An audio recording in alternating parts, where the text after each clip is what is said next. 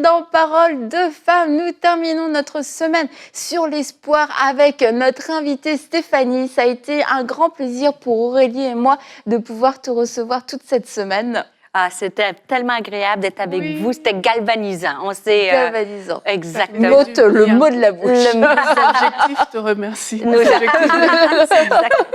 Là, c'était super. Et je crois que, on le dit souvent dans Parole de femmes, c'est important de réaliser là où on en est.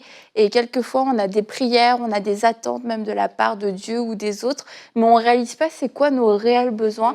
Et je crois qu'en ayant mis des mots sur ce qu'est l'espoir, ce qui est le désespoir aussi, le manque d'espoir, ça nous fait réaliser qu'on est peut-être dans un endroit, dans une saison aujourd'hui où on avait perdu espoir. Et c'est pour ça que la vie était lourde. C'est pour ça qu'on sentait, c'est comme s'il y avait un nuage au-dessus de nous. Et puis, on peut chasser tout ce qu'on veut, etc.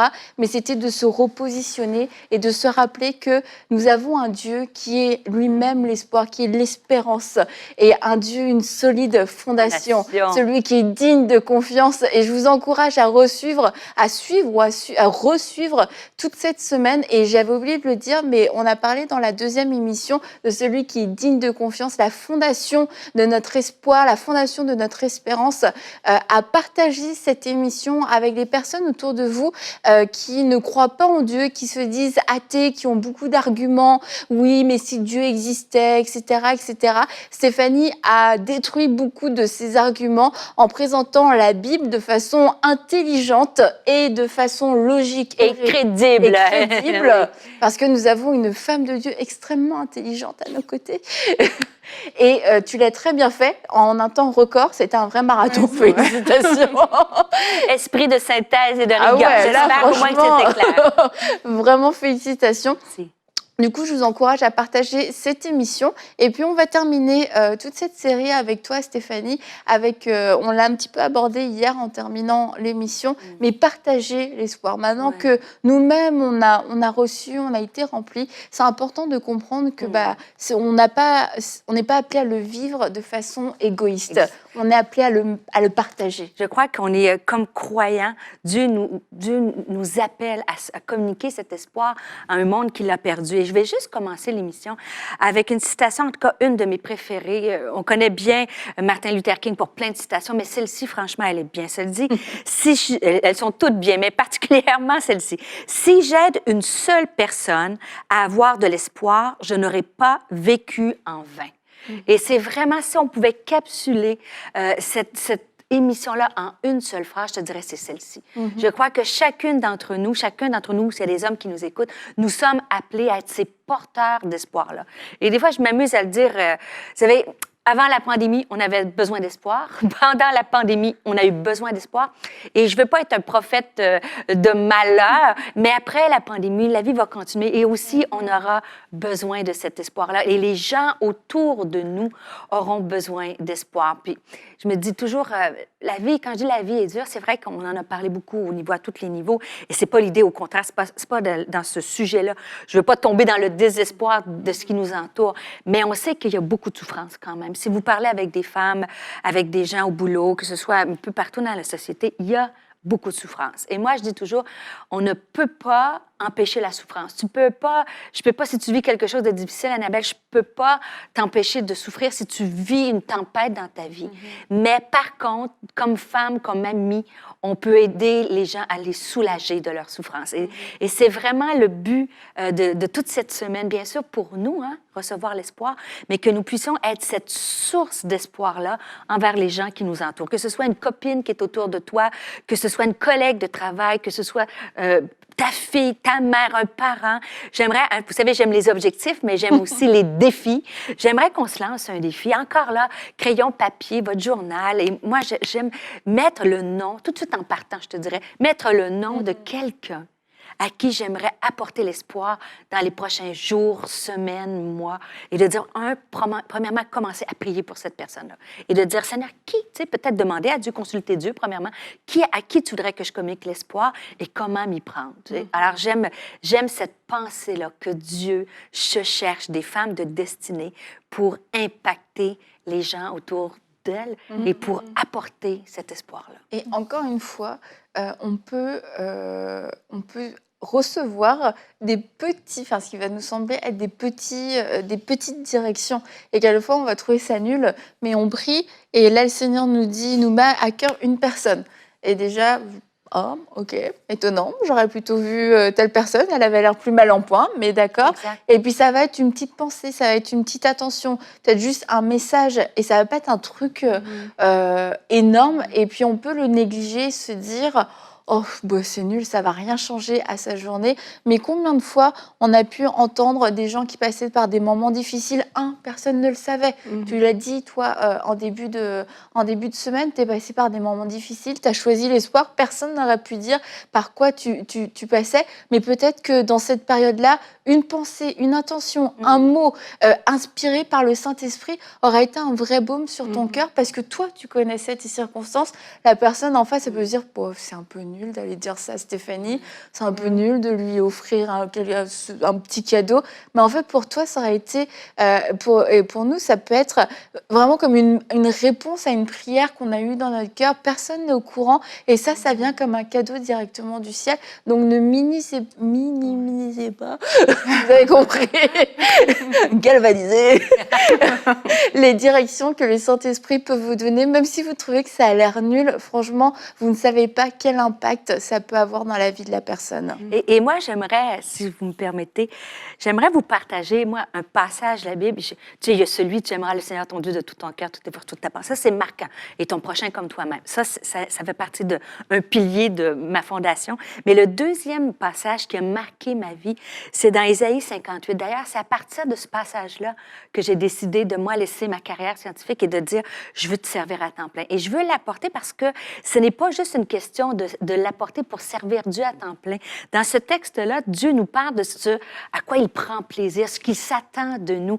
Et peut-être vous le connaissez, Ésaïe 58. Je veux vous encourager à peut-être le méditer dans les prochains jours, mais juste quelques phrases. Ça dit « Détache les liens de la méchanceté, dénoue les liens de la servitude, renvoie libre les opprimés et que l'on rompe toute espèce de joug. Partage ton pain avec celui qui a faim, offre l'hospitalité aux pauvres et aux sans-abri, ainsi de suite. » Tu vois le cœur, le désir de Dieu, c'est que nous puissions être ces femmes-là qui agissent. Et j'aime l'idée parce qu'il n'y a pas de... Il ne dit pas si tu as un diplôme, il ne dit pas si tu as 20 ans, il ne dit pas si tu es une mère parfaite ou une femme parfaite. Ce passage-là nous montre le cœur et le désir de Dieu. Et savez-vous, je ne le lirai pas au complet parce que c'est trop long, mais il y a tellement des promesses lorsqu'on fait ça et quand on prend soin des autres, quand on partage l'espoir, que ce soit avec des paroles, avec des actions. Mais moi, j'aime, ça dit au verset 12, « Grâce à toi, on reconstruira sur d'anciennes ruines.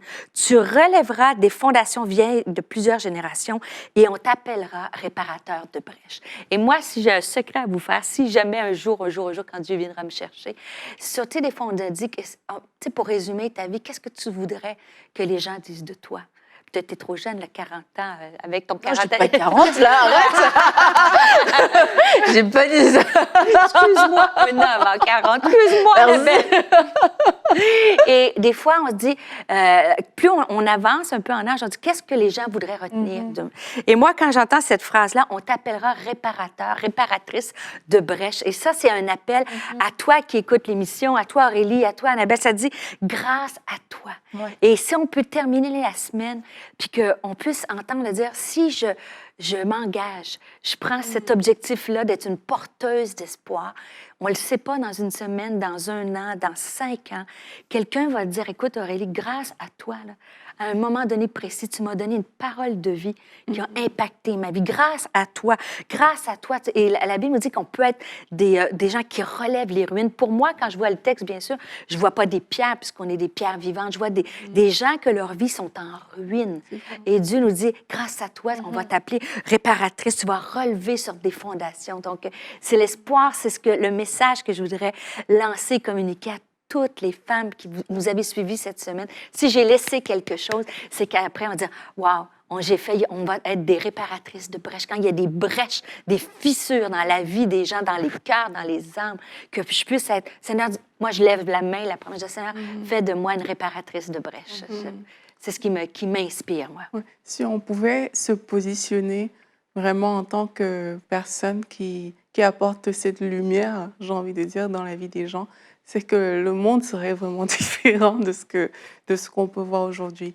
Et le premier pas, parfois on voit chez les autres, mais le premier pas, c'est vraiment de se dire, moi je veux être, comme tu es en train de dire Stéphanie, c'est pas les autres qui doivent toujours être cette lumière-là pour nous. C'est vraiment moi, aujourd'hui, je veux être cette personne.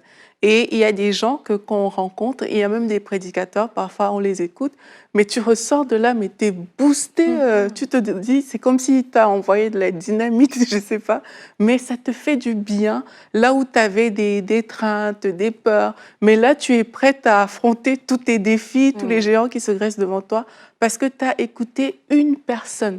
Et c'est ce type de personne, en fait, qu'on aimerait être par le Saint-Esprit, ou quand tu connectes avec quelqu'un, que la personne, même parfois, tu n'as même pas besoin de parler. Dans ce que tu es, tu dégages cet espoir, tu dégages quelque chose qui vient de Dieu, qui fait en sorte que les gens vont... Là, ils avaient des défis, ils vont dire, mais c'est possible. Là, il y avait des choses qui ne fonctionnaient pas, ils vont se dire, ah, mais ça va le faire, en fait, parce que tu es entré dans la vie de cette personne-là. Et ça prend de ne pas être défaitiste. Ça prend vraiment de se dire, Saint-Esprit, peu importe ce que je vois devant moi, peu importe, même si on me raconte une histoire qui me dépasse complètement, je veux vraiment être cette personne qui ne sera pas en train de dire « Ah, mais pauvre toi, vraiment, les gens sont méchants. Oh, la terre ne tourne pas comme elle devrait et tout. » Mais je veux être cette personne que quand on rencontre, on reçoit en disant « Peu importe la situation, moi, je veux aller de l'avant. » Exactement. Et tu sais, j'aime le dire, moi, communiquer l'espoir, ce n'est pas une question de capacité, c'est une question de compassion. En fait, des fois, on pense que je ne suis pas à la hauteur. Comme tu as dit, Annabelle, qu'est-ce que je peux lui apporter? Qu'est-ce que je peux lui dire? Mais en fait, c'est oser une parole. Et tu sais, le plus bel exemple, c'est Jésus, hein, qui est notre maître, notre inspiration.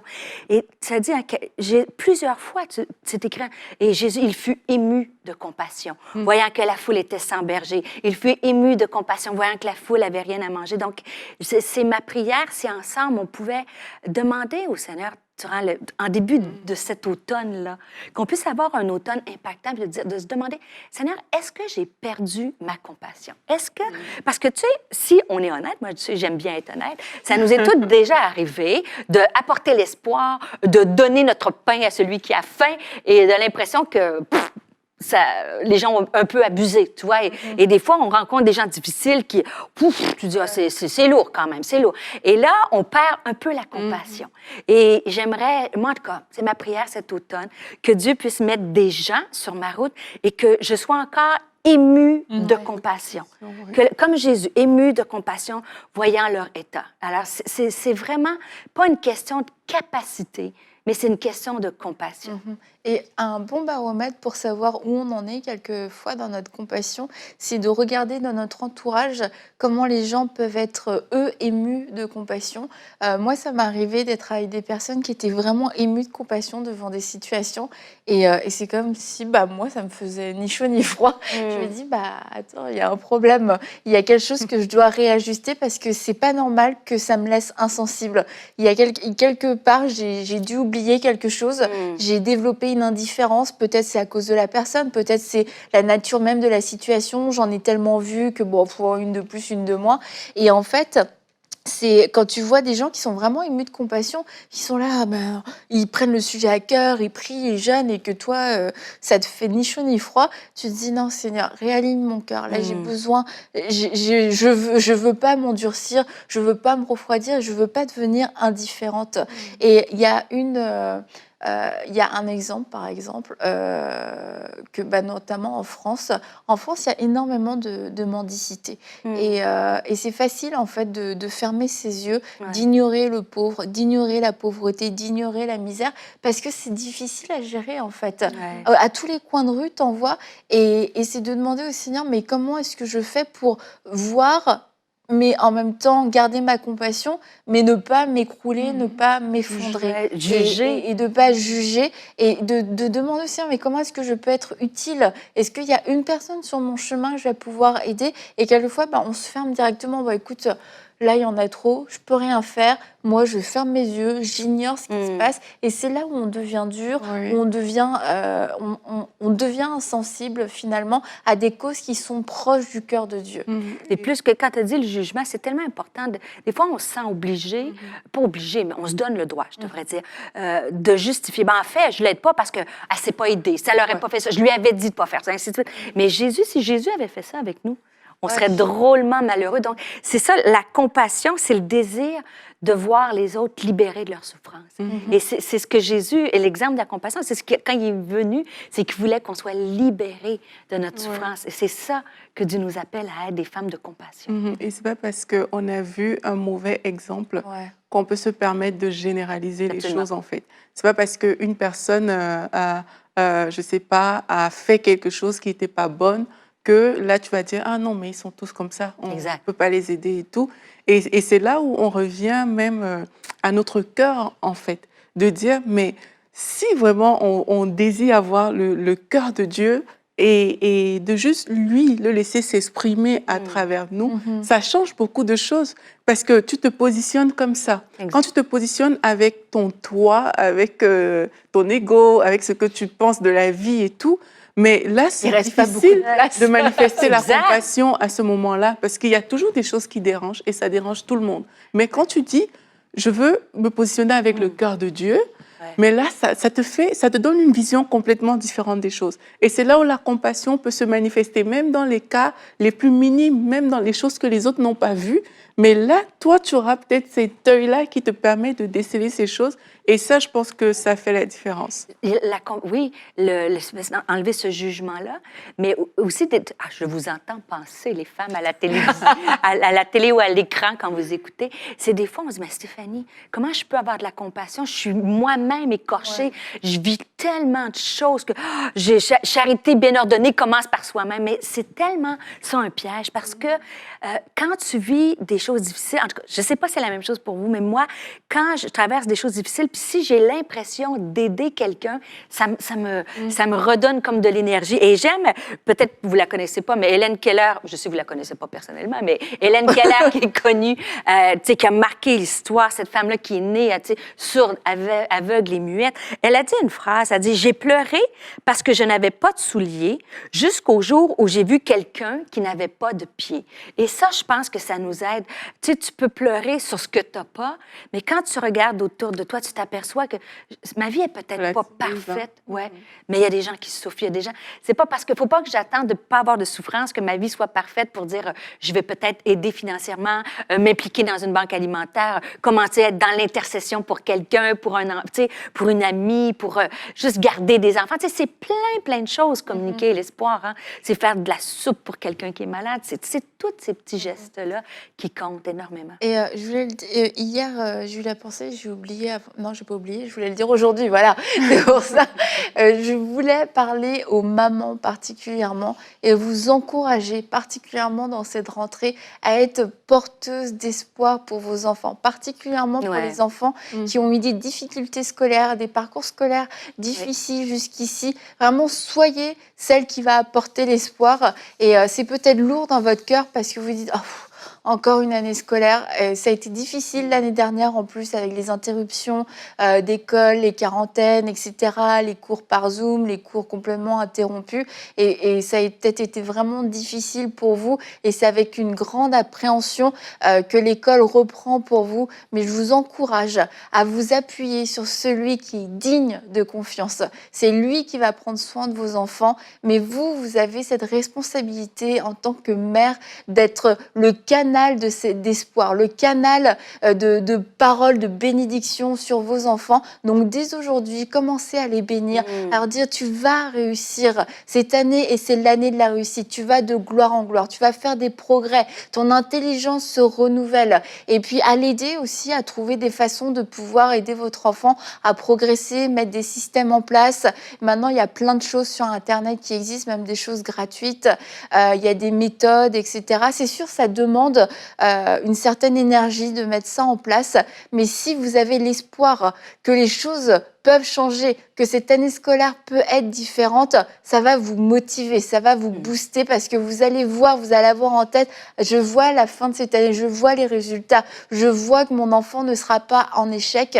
Et tout comme Stéphanie, tu l'as partagé il y a quelques jours, toi, on t'avait dit à la maternelle que toute ta vie, tu aurais des difficultés. Aujourd'hui, tu es diplômée, aujourd'hui, je veux dire, tu as dépassé complètement tous ces pronostics de limitation qui avaient été faits. Et je veux vous encourager, vous aussi, à dépasser par votre espérance, par votre foi et par l'éducation que vous allez donner à vos enfants, tous les pronostics qui ont été donnés, qui ont été déclarés sur la vie de vos enfants. Vos enfants réussiront et soyez fortifiés aujourd'hui. Croyez encore en lui, celui qui est digne de confiance.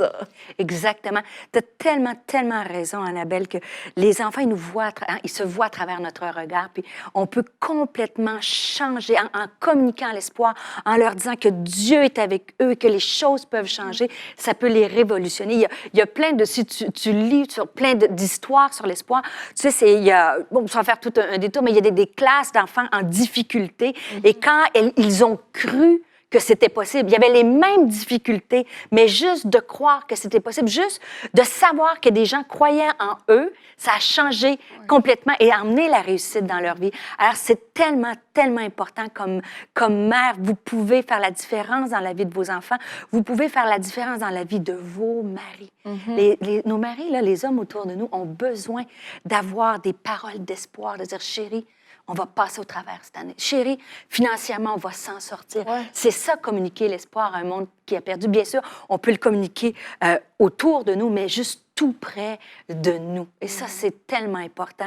Et peut-être qu'il y a quelqu'un qui a besoin de l'entendre. Tu soupçonnes peut-être même pas que ton mari vit des choses difficiles. Il t'en parle peut-être même pas. Il est peut-être même désespéré. Et Dieu te dit, il a besoin de toi. Tu dois être cette femme qui lui communique l'espoir. Ose lui dire tous les passages qu'on a parlé, que reste fermement attaché à l'espoir, que celui qui est digne de confiance, que le Dieu de l'espérance peut te donner cet espoir-là en abondance. Et tu es ce canal de vie pour ton mari, pour ta maison. C'est tellement important, Annabelle. C'est comme tu dis, ose. Parce que quelquefois, on n'ose pas le parler, tellement tu vois des circonstances, pas dans ta vie, mais même dans la vie des autres, tu te dis, je vais avoir l'air d'être un petit peu illuminée. Ouais. T'inquiète pas, tout va bien aller. Cette année sera différente. On va s'en sortir.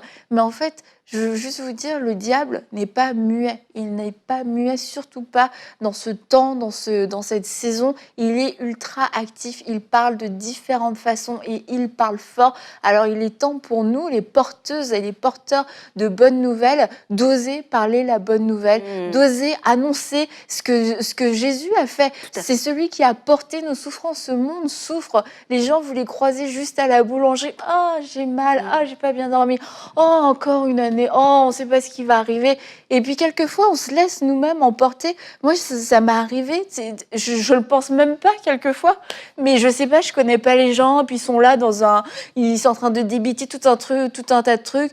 Et je pense que c'est parce que, tu sais, j'ai pas forcément quelquefois envie de m'arrêter. Et tu sais, je fais genre acquiescer. Mais j'acquiesce des trucs. Après, je me dis, mais Annabelle, mais ça va pas ou quoi? T'acquiesces quoi? Non! T'as envie de retourner, de descendre de la voiture. Excusez-moi, là, j'ai acquiescé, mais non, c'est pas ça la bonne nouvelle. Jésus-Christ a porté nos souffrances. Absolument. Il y a une nouvelle supérieure à tout ce que vous avez entendu dans les médias. Nous avons le plus puissant message d'espoir. Dieu nous a donné le plus puissant message qui change les vies. Tu sais, durant la pandémie, j'ai fait une série d'Instagram Live avec des gens qui ont des ministères d'impact en francophonie. Et là, moi, je leur demandais toujours qui, ça s'appelait empreinte. Qui a laissé une empreinte sur ta vie? Là, je me disais, bon, il va me sortir un tel prédicateur, un tel... Écoute, c'était des gens, la plupart des gens... un grand-papa, une maman, une amie. Et c'était fantastique. Tu n'as aucune idée l'impact que tu peux avoir dans la vie de quelqu'un. Pas besoin de capacité, comme j'ai dit. C'est juste une compassion, juste oser. Si jamais tu t'es trompé, c'est pas grave. Tu sais, si tu as juste fait le bien autour de toi. Et personne va te dire, « Oh, ben franchement, je n'étais pas désespérée, mais je suis vraiment fâchée que tu m'aies encouragée. » Tu sais, pas du tout, les gens.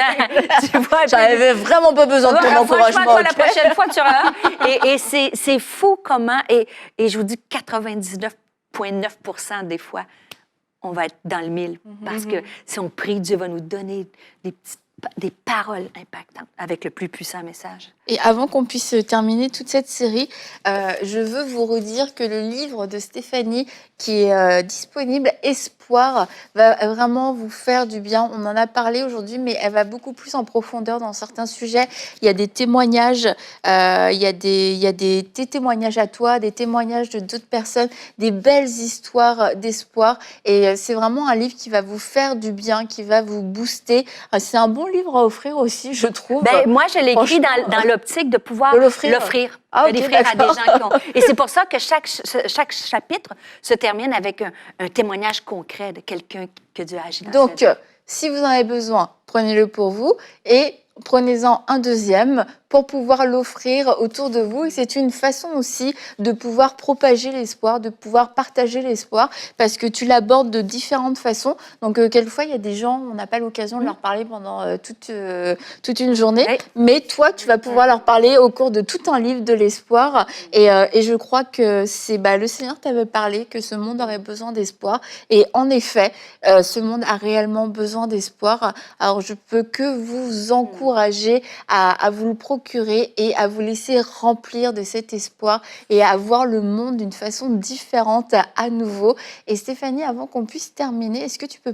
Oui, exactement. Tu m'enlèves les mots de la bouche. J'aimerais juste, là où tu es, derrière l'écran, qu'on puisse juste oublier tout ce qui est autour de nous. On oublie les caméras, on oublie l'écran, on oublie peu importe tout le bruit qui est autour et qu'on puisse juste fermer nos yeux, juste un moment solennel. Seigneur, je te prie, éternel Dieu Tout-Puissant, je te dis merci.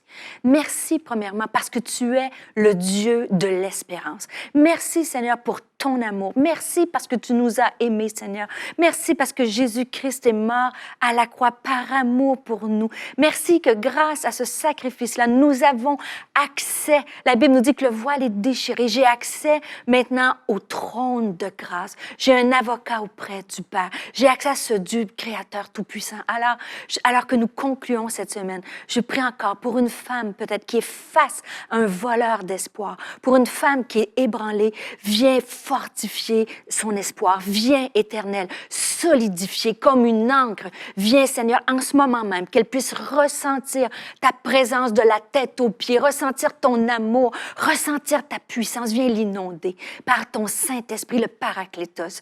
Mais je te prie aussi, on a parlé de l'espoir pour accomplir nos rêves. L'espoir nous aide à tenir ferme, mais l'espoir nous aide à aller de l'avant. Je te prie, j'intercède, je prie, Seigneur, que nous puissions être des femmes avec des visions, des rêves, des objectifs venant de toi, des femmes d'impact dans nos maisons, avec nos enfants, avec notre mari, dans la société, Seigneur, que nous puissions avoir ces objectifs, que ce soit de petits et simples objectifs. Donne la force à quelqu'un aujourd'hui de dire oui, je vais recommencer.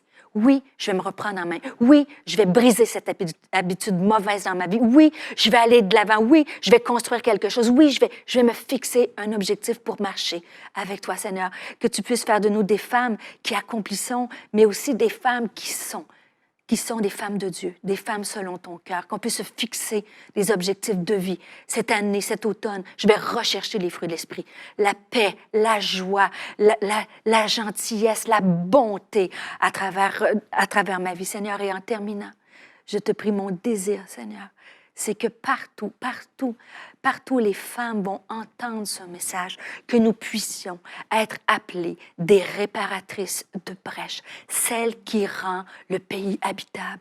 Le pays inhabité peut être dans ta propre maison. Ça peut être les ruines peut-être dans la vie de ton enfant, les ruines peut-être dans ton mariage, Seigneur, que tu fasses de nous des femmes avec des paroles de vie, des paroles d'espoir, des gens qui communiquent l'espoir. Fais de nous des femmes de compassion, alors que tout est ébranlé autour de nous. Tu te cherches des femmes ancrées en toi qui vont partager le plus puissant message d'espoir, celui de Christ mort et ressuscité, Seigneur. Et donne-nous cette foi, que ce n'est pas une question de capacité, mais de compassion.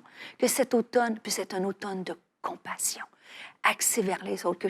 Fais de nous, je dis, moi Seigneur, fais de moi, envoie-moi encore plus loin pour être cette messagère d'espoir. Amen. Amen. Amen. Et on se dit à bientôt pour une prochaine émission de Paroles de femmes.